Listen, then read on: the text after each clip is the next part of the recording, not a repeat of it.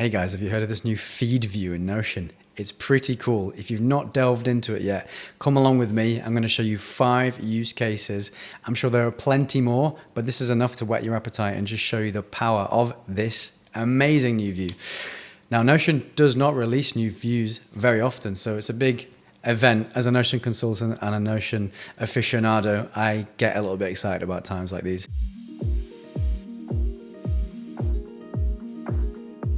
Let's just start off by saying or exploring what is so awesome about the feed view.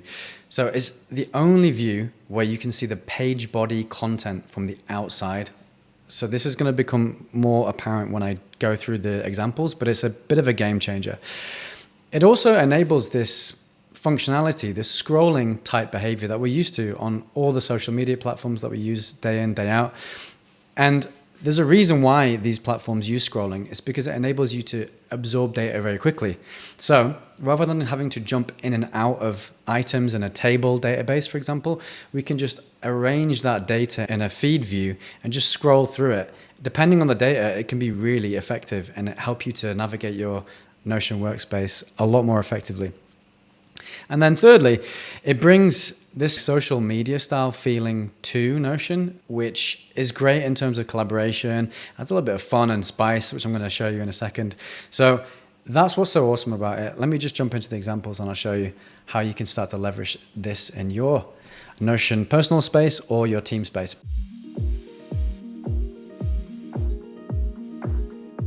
All right, so first idea is to improve the way that you do your company announcements. So the standard way is people use a table. It's kind of boring. There's a load of columns. It's a little bit hard to digest as a user.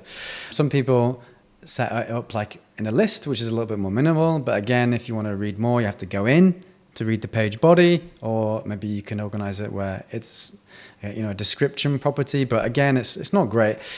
What used to be my favorite option was the gallery, because you can add a little bit of color, you can add tags. Well, you can add tags on other views as well, but this is just a nice way of making this information a little bit more accessible. But now with the feed view, boom, it's beautiful. You get a top-down, most recent at the top style of view, and you can see what's in the page from the outside. So if I go into this, you're just seeing right here. So you don't have to click in. You can just scroll through, get the information that you want. You can react with a little emoji. You can comment from the outside as well. You don't have to do any sort of shortcuts or right clicks to comments. You can just go through, absorb, and get on with your routine and just go through the workspace without getting bogged down. So it's a really, really great use case for company announcements where people just need the high level sort of summary and then they can move on.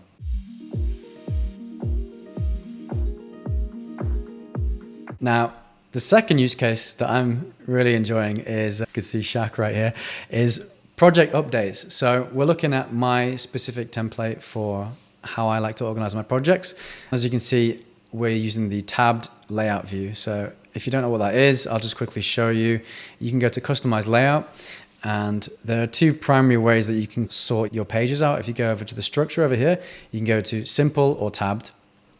I like tabbed because it gives a sort of like app-like feeling.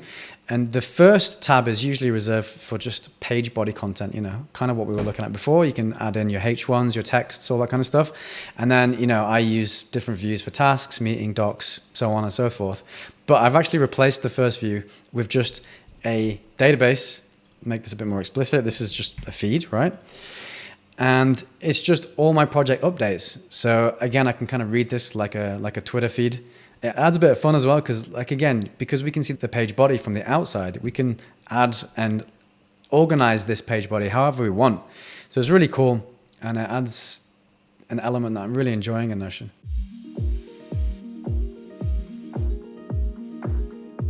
Okay, number 3, again, using the feed view, you can just absorb information much more quickly. So meeting notes, for example, everyone tends to put them in a table or lists.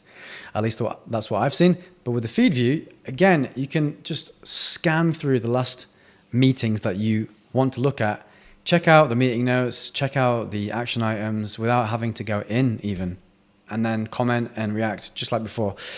This, again, works really well within a project context. It can work well in many other contexts as well, but it's just a game changer in my opinion.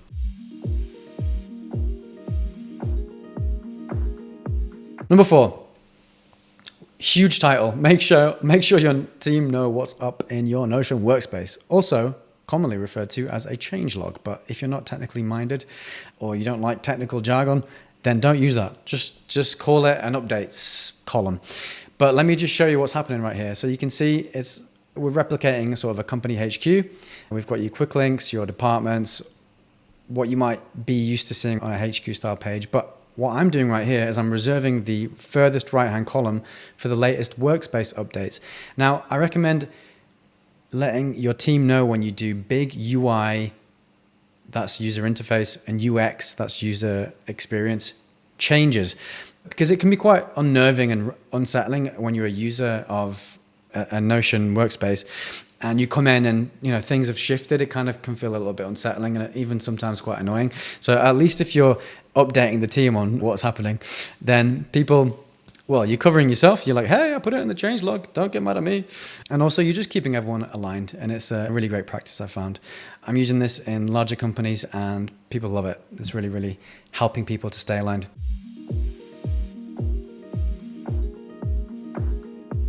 Number 5, because we can leverage that page body, look at the cool things we can do. We can make mood boards in Notion. We can bring Pinterest into Notion. How cool is this? So maybe if you're in a design team or a UX team, you can start to create views like this where, again, if we just go in, this is how it looks like from the standard page view, but we can start to leverage that and see and interact with it from the outside. So imagine if there's lots of items right here. We can scroll through. I can comment on the item as a whole right here, or I can actually even interact with the item. So I can click right here.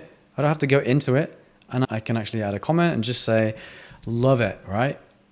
And move on. And the owner of the page is going to get notified. We can carry on the conversation in the page or from outside of it. So these are my current 5 use cases. I'm sure there are many more. As always with Notion, it's just an endless box of fun to explore.